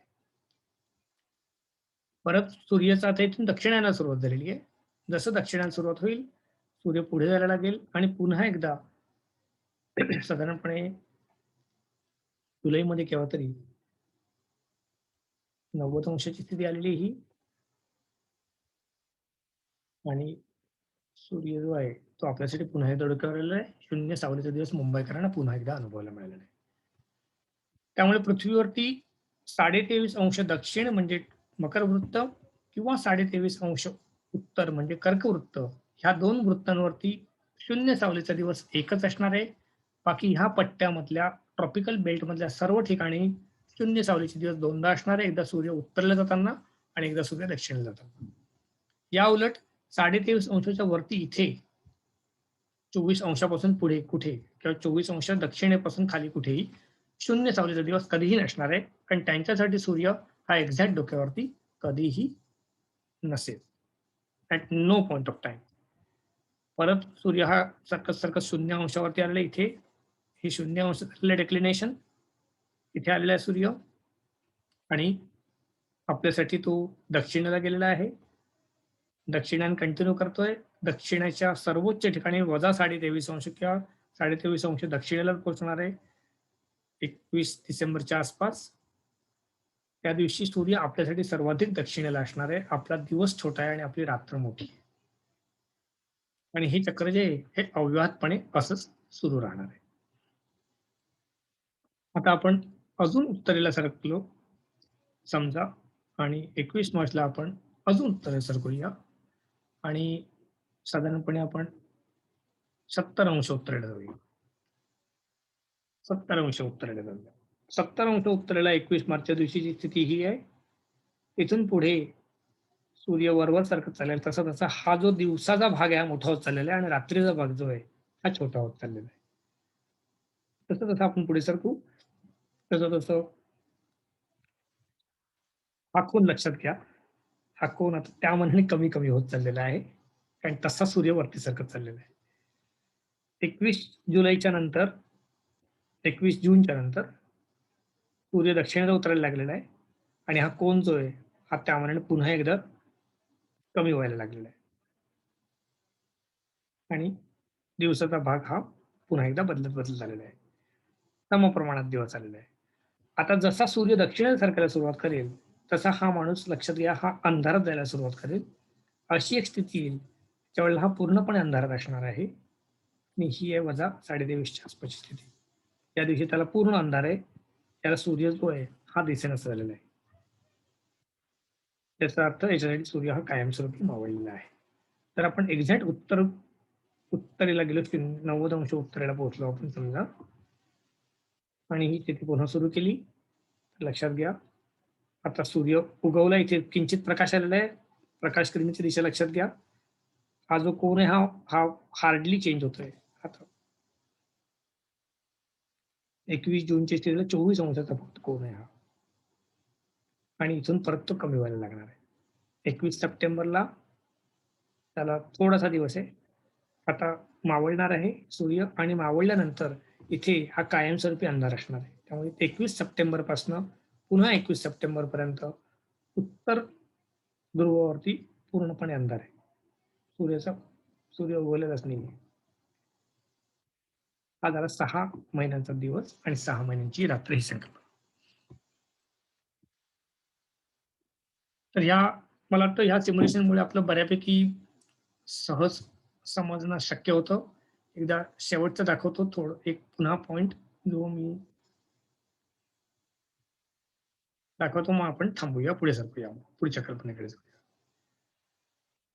आता मी मगाचपासून जे दाखवतोय ते आता मी सूर्यावरनं बघत असताना कसं दिसणारं दाखवतो. आपण सूर्याच्या डोक्यावरनं बघत आहोत, आणि आता आपण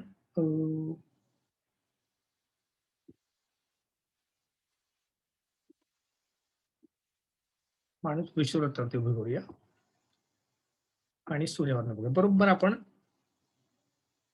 विषुववृत्ताच्या डोक्यावरती आहोत.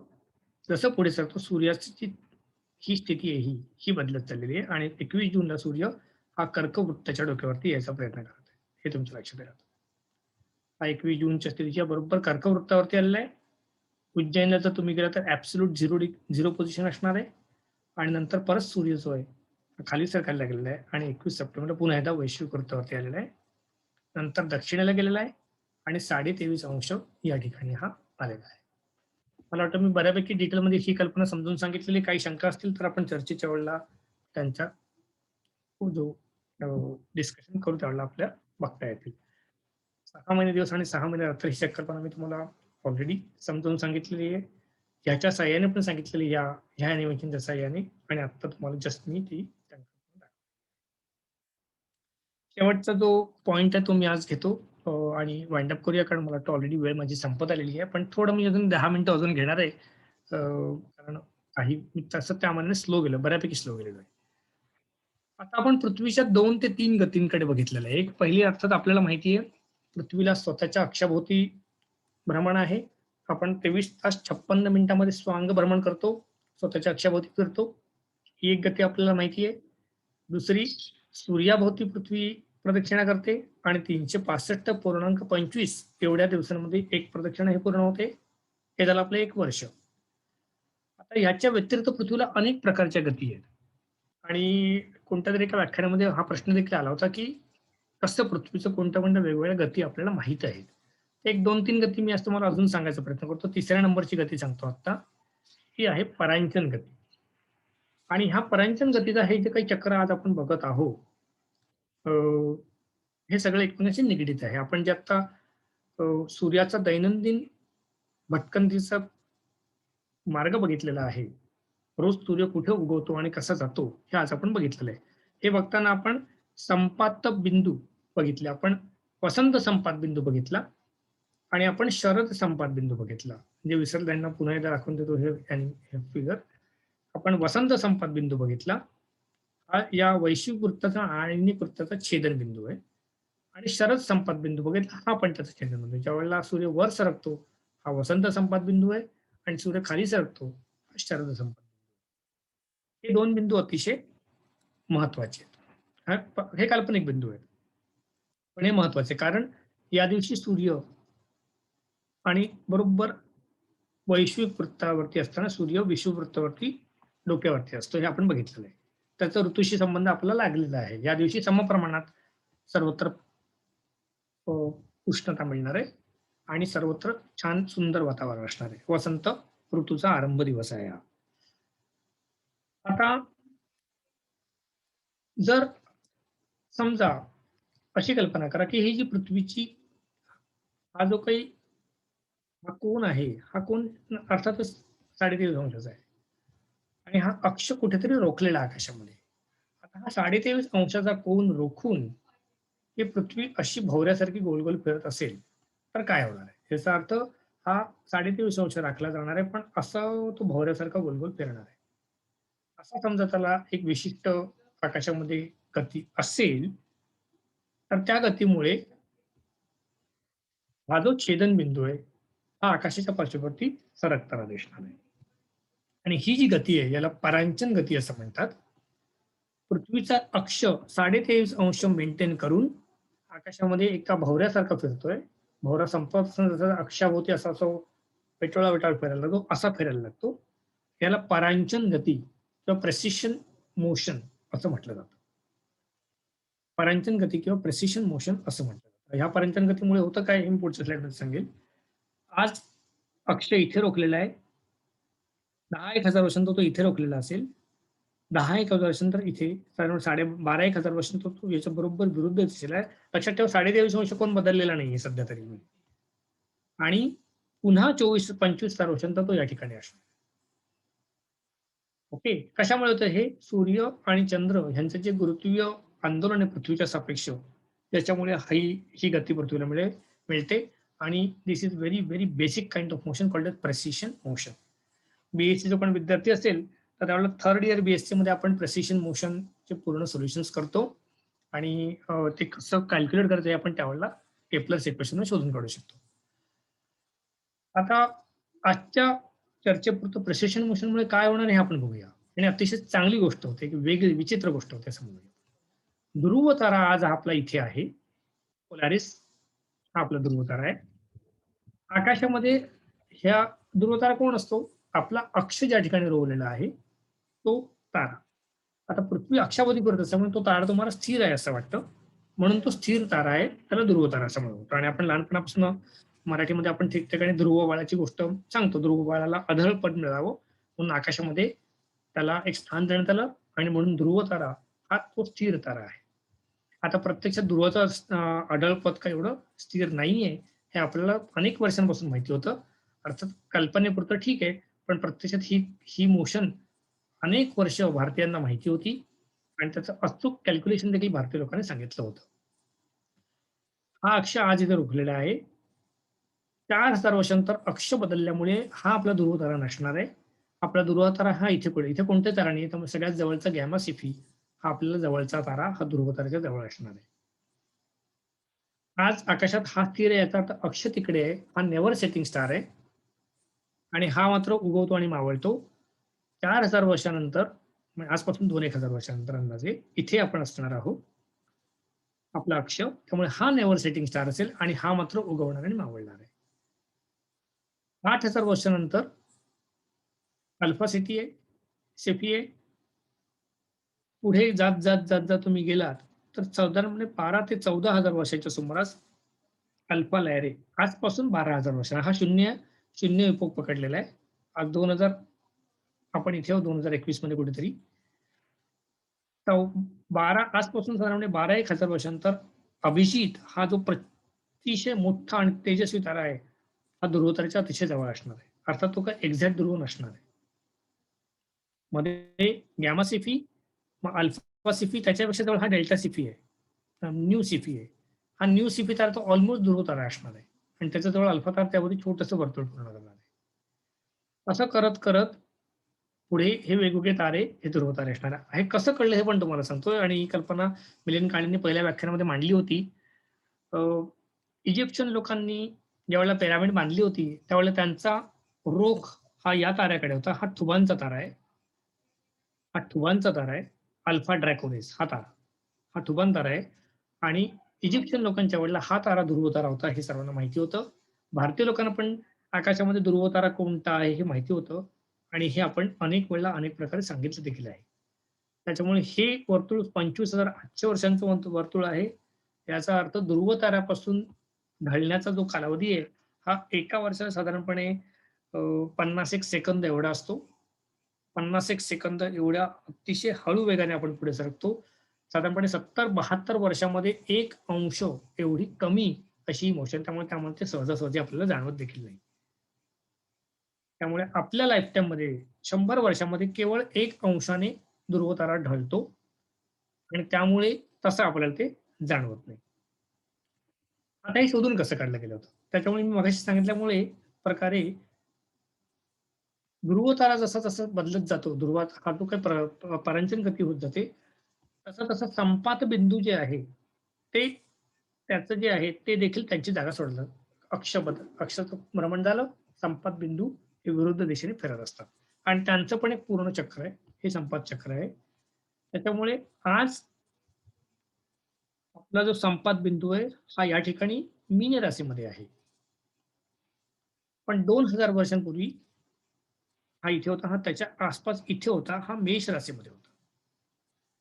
त्यामुळे वसंत फर्स्ट पॉइंट ऑफ एरिस ज्याला आपण म्हणतो, वर्नल इक्विनॉक्स, हा मेष राशीमध्ये होता आणि मेष राशीपासून म्हणूनच सर्व कालगणनेला सुरुवात केली जाते. मेष ही पहिली रास मानली गेली. आता हा संपात बिंदू सरकत मीन मध्ये आलेला आहे आणि आज आपण याला आपल्याला माहिती आहे मीन मध्ये आहे. हा बरोबर या ठिकाणी सरकत आलेला आहे. साधारणपणे इसवी सनाच्या पूर्वी 2000 वर्षच्या सुमारास हा इथे कृत्तिकेमध्ये होता आणि ह्या सर्व संकल्पना कालगणनेमध्ये परत परत येत राहिलेल्या आहेत.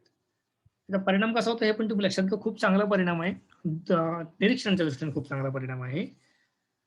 मी मगाशी सांगितल्याप्रमाणे 21 डिसेंबर या दिवशी सूर्य बरोबर मकर वृत्तावरती असला पाहिजे. बरोबर हा सूर्य जो आहे तो मकर वृत्ताच्या डोक्यावरती असला पाहिजे आणि त्याच्यानंतर त्याचा उत्तरायण आरंभ हा झाला पाहिजे. आज आपण मकर संक्रांती जी आहे ती 14 जानेवारी गेल्या वर्षीपासून 15 जानेवारीला साजरी करतो. मकर संक्रांती कशाला करस्पॉन्ड करते, तर मकर संक्रांती जी आहे ती उत्तरायण आरंभाला करस्पॉन्ड करते. या दिवशी सूर्य बरोबर मकर वृत्तावरती होता, तिथून त्याचं उत्तरायण सुरुवात झालं. तो दिवस हा मकर संक्रांतीचा सेलिब्रेशन दिवस मानला जातो. त्या दिवशी सर्वाधिक थंडीचा दिवस असतो आणि आपण तिळगुळ वगैरे वाटतो आणि गंमत करतो. आज ही जी स्थिती आहे ही 21 डिसेंबरला शिफ्ट झाली. आपण उत्तरायण आरंभ 21 डिसेंबरला करतो. पण आपण आपलं जे परंपरागत सणांचं चक्र आहे ते मेंटेन करण्यासाठी आपण अयनांश वाढवलेले आहेत आणि अयनांश वाढवून आपण आपले जे फेस्टिवल सायकल आहे ते आपण समप्रमाणात ठेवायचा प्रयत्न केलेला आहे. त्यामुळे गेल्या काही हजार वर्षामध्ये फर्स्ट पॉइंट ऑफ एरिस हा साधारणपणे 24 अंशाने सरकलेला आहे आणि आपण अयनांश 24 अंश लावून त्याला स्टेबल करतो. आता हे मला कल्पना आहे थोडं किचकट आहे, त्यामुळे हे वेगळं केव्हा तरी आपण व्याख्यान करू.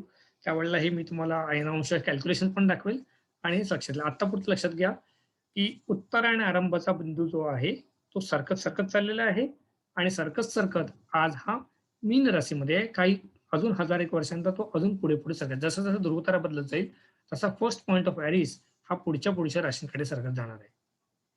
आजपासून काही हजार वर्षांचा ज्या वेळेला फर्स्ट पॉइंट ऑफ एरिस हा थुबांच्या आसपास असेल त्यावेळेला पुन्हा एकदा हा बिंदू जो आहे हा कृत्तिकेच्या आसपास कुठेतरी असणार आहे. आणि ही भारतीय लोकांना ही कल्पना परिपूर्ण माहिती होती.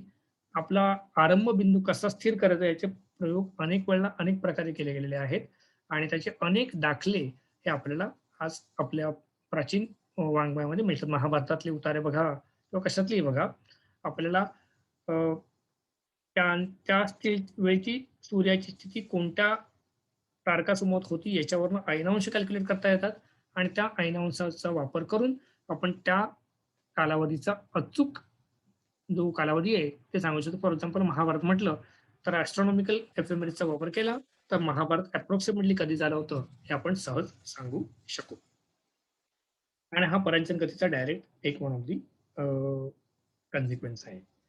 पुढची पण गती पृथ्वीला. आता हा जो 23.5 अंशाचा कल आहे, हा कल जो आहे हा पण बदलत असतो. हा 21 ते 25 अंश एवढा बदलत असतो. ही पुढची गती आहे. परांचन गती 26,000 वर्षांची आहे. हा जो कोणाचं जी दोलायमान स्थिती आहे 21 ते 25 हा साधारणपणे 1,00,000 वर्षांचा एक कालावधी आहे. आणि कोण जसा जसा वाढत जातो तसं तसं सूर्याचं उत्तर ठिकाण जे आहे ते वरती वरती बदलत जातं. तिसरी एक गती आहे, अजून एक गती म्हणूया आपण त्याला, ते म्हणजे त्याची जी आपली कक्षा आहे ती हळूहळू रुंद होत जाते आणि पुन्हा एकदा जागेवरती यायचा प्रयत्न करते. त्यामुळे एसेंट्रिसिटी जी आहे ती बदलत जाते आणि ती साधारणपणे 4,00,000 वर्षांची ती त्याचं पिरियडिसिटी आहे. त्या 3 ते 4 गती आज पृथ्वीच्या आपण बघितल्या. स्वतःच्या अक्षाभोवती फिरतो 24 तासात, सूर्याभोवती फिरतो 365 दिवस. एका सेकंदाला पृथ्वी 30 किलोमीटर पुढे जाते. एवढा प्रचंड वेग पृथ्वीचा आहे. एका सेकंदाला 30 किलोमीटर. आपण एक म्हटलं तर आपण आकाशात 30 किलोमीटर पुढे निघून गेलेलो आहे. नंतर परांचन गती, नंतर दोलायमानची जी गती आहे, नंतर पृथ्वीची कक्षा मोठी होण्याची आणि छोटी होण्याची गती आहे, नंतर पृथ्वी सूर्यमालेसह आपल्या दीर्घिकेमध्ये फिरत आहे ती गती आहे. आणि अशा प्रकारच्या वेगवेगळ्या गती पृथ्वीला आपण सहज सांगू शकतो. अर्थात आजचा विषय आपला काही पृथ्वीच्या गती नाहीये, पण ही गती सांगत असताना पुढच्या पण गती सांगणं गरजेचं होतं, म्हणून मी या सांगितल्या. आज आपण इथेच थांबणार, मला कल्पना आहे. आजचं व्याख्यान खूप त्या मानाने किचकट आहे, पण तुम्ही हे पुन्हा मी आज उद्या सकाळी सकाळी हे व्याख्यान ऑनलाईन टाकेल. ते तुम्ही जरूर पुन्हा बघा. काही पण शंका असतील तर मी मध्ये केव्हा तरी ब्रेक येईल एक व्याख्यानाचा आणि त्या संकल्पना आपण पुन्हा रिवाइज करू शकतो. अर्थात हे ॲनिमेशन तुम्हाला या लिंकवरती सापडतील. व्याख्यान तुम्हाला उद्या मी दुपारपर्यंत ते युट्यूबवरती टाकेल आणि तुम्हाला सर्वांना ते शेअर करेल. आज आपण इथेच थांबणार आहोत. त्याच्यामुळे तुम्हाला जर काही शंका असतील आजच्या व्याख्यानामध्ये किंवा गेल्या वेळच्या व्याख्यानामध्ये तर त्या तुम्ही मला नक्की विचारू शकता. मला असं वाटतं आज मी अनम्यूट करण्याची प्रोव्हिजन दिलेली आहे, त्यामुळे तुम्ही चॅट न करता थेट विचारलं तरी चालेल. काही प्रश्न तुम्ही टाईप केले तरी चालतील, मी लगेच उत्तर देणार. हॅलो.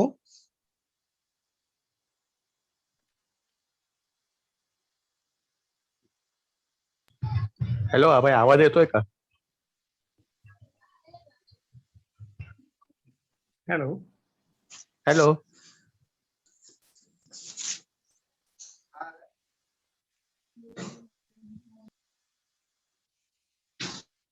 ओके. हॅलो. ओके. काही मला तरी काही प्रश्न आले किंवा मी चॅटबॉक्स शोधू शकत नाहीये. हा ठीक आहे. हा एकच प्रश्न आलेला आहे, तो उत्तर गोलार्धाची स्थिती मी दाखवली ऑलरेडी हळू करून चॅटमध्ये न बघता सुद्धा.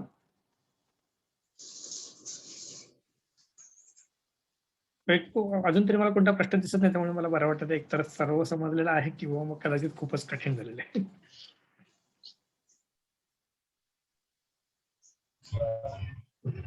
हॅलो अभय, आवाज ऐकू येतोय का? मला ऐकू येत नाही, सॉरी. मला ऐकू येत नाहीये, काहीतरी गडबड झाली. एक सेकंद.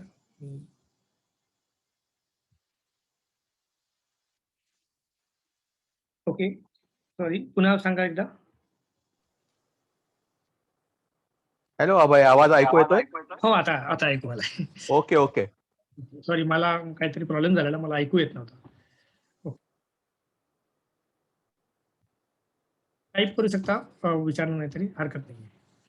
आशीर्वाद जे आलेले आहेत. ओके, आशीर्वाद मला दिसलं नाही तुम्ही. आता विचारा किंवा टाईप करा, काही पण चालेल. मग मी आपण वाइंड अप करा. मला वाटतं ऑलरेडी मी जास्त वेळ घेतलेला आहे, नेहमीपेक्षा आपण 20 मिनिटं जास्त घेतलंय.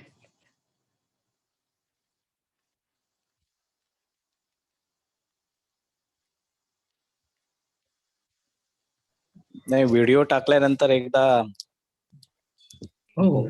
बघून मग काय असतील तर अभयजी, प्रश्न विचार. समजून घेण्यासारखी एकच गोष्ट आहे, सूर्याचा दैनंदिन प्रवास कसा आहे, रोज सकाळी सूर्य कुठे उगवतो आणि कुठे मावळतो, हे उत्तरायण दक्षिणायन चक्र आपण समजून घेतलेलं आहे. हा एक महत्वाचा भाग आजच्या याच्यातला होता. त्याच वेळेला ताऱ्यांचा उदय आणि ताऱ्यांचा अस्त कसा होतो हे आपण बघितले. दोन्ही एकमेकांशी निगडीत आहे. सूर्याला दैनंदिन स्थिती बदलत जाते, ताऱ्यांची दैनंदिन स्थिती ही जी आहे ती आपण पृथ्वीची जागा बदलल्यामुळे बदलत जाते. बाकी तसा काही खूप फरक दोघांमध्ये नाहीये. ही एकच संकल्पना आजच्या व्याख्यानामध्ये आपण समजून घ्यायचा प्रयत्न केलेला आहे. आणि त्याला अनुषंगाने असलेली तारे कुठे जास्त वेळ दिसणार आहे आणि कुठे कमी वेळ दिसणार आहे हे आपण बघितलं. पूर्ण आकाशात रात्रभर तारे कुठे दिसणार आहेत आणि त्याच वेळेला कुठे नाही दिसणार आहे हे आपण बघितलं. आणि सगळ्यात शेवटी परांचन गती हा जो आहे ही कल्पना मी तुम्हाला सांगेन. परांचन गती आणि अक्षगती, परांचन गतीलाच अक्षगती आपण म्हणतो. हा. अक्षाचं जे भ्रमण आहे आकाशामध्ये, हे भ्रमण जे आहे 23.5 राखून केलेलं भ्रमण, त्याला परांचन गती किंवा प्रेसिशन मोशन असं म्हणतात. पण ते कसं राहणार 23.5 23.5 अंश? हा 23.5 अंशाचा जो कोन आहे हा कोन राखूनच ते होत असतं. कोन बदलत नाही. कोन न बदलता हे होऊ शकतं आणि त्याच्यामुळे त्याला 25,000 वर्षाचा कालावधी लागतो. भोवरा फिरताना जसा संपत असतो, तो संपताना काही वेळ त्याच एका पर्टिक्युलर ऍक्सिस वरती फिरत असतो. एक्झॅक्टली सेम कल्पना आहे. कोन समान ठेवून देखील पटकन ती करता येऊ शकते.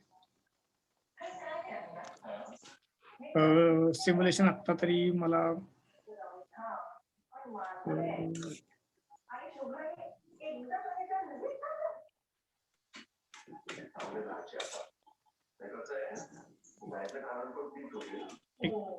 इमेज दाखवतो मी. यांनी विचारलं असल्यामुळे दाखवले नाही ते, कारण थोडं कॉम्प्लिकेटेड आहे. हे प्रेसिशन हा कोन समान आहे आणि हे आकाशात फिरत आहे. थोडं किचकट म्हणून मी दाखवलं नाही. मधलं बघू नका एसेंट्रिसिटीचं, हे सोडून द्या. हा प्रेसिशनचा बघा. हा कोन मेंटेन करून हे चक्र फिरत आहे.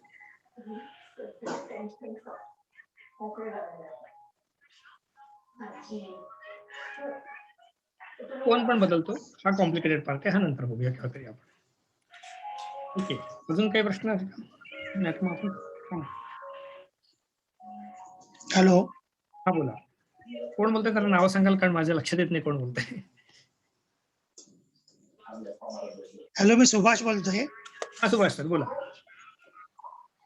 आपण म्हणतो की सूर्य मेष राशीत आहे, तर मग संध्याकाळी पूर्वेला कोणती रास उगवणार? सूर्य ज्या वेळेला मेष राशीत असेल त्यावेळेला मेष राशी सूर्यासोबत असेल. बरोबर त्याच्या 180 म्हणजे 6 राशी पुढे गेल्यानंतर जी रास आहे ती रास तुम्हाला उगवताना दिसणार. ज्या राशीत सूर्य असेल तिथून 6वी रास जी असणार आहे ती तुम्हाला उगवताना दिसणार. एक्झॅक्ट 6 रास पुढे सरकायचं. हा. 6 म्हणजे 7वी तुळ राशीत. हो हो बरोबर. हा सोडायचं.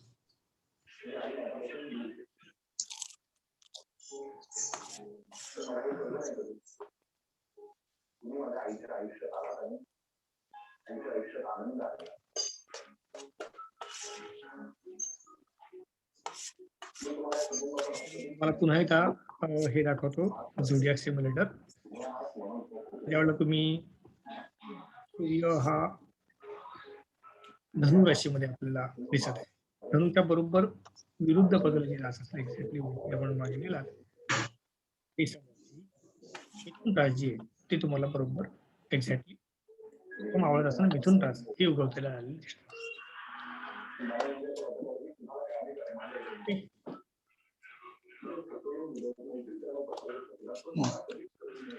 थँक्यू.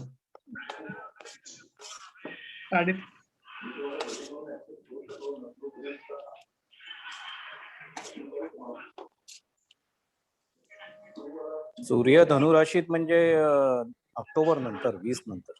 हो बरोबर. ऑब्लिक्विटीला मी जास्त आज टच केलेलं नाहीये.